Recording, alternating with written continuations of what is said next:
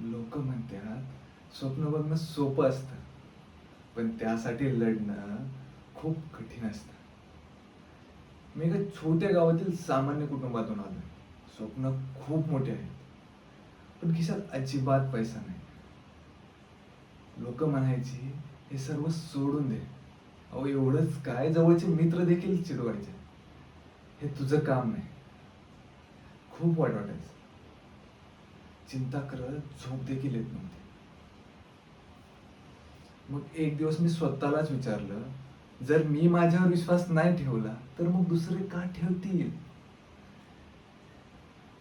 त्या दिवशी ठरवलं, पडायचं असेल पडेन, चुकायचं असेल चुकेन, पण मागे हटणार नाही.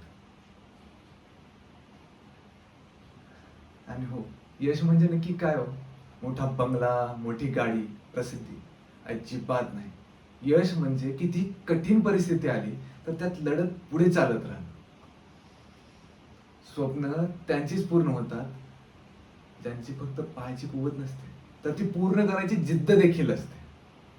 आणि ती जिद्द माझ्यामध्ये आहे. आणि हो, ही तर फक्त सुरुवात आहे.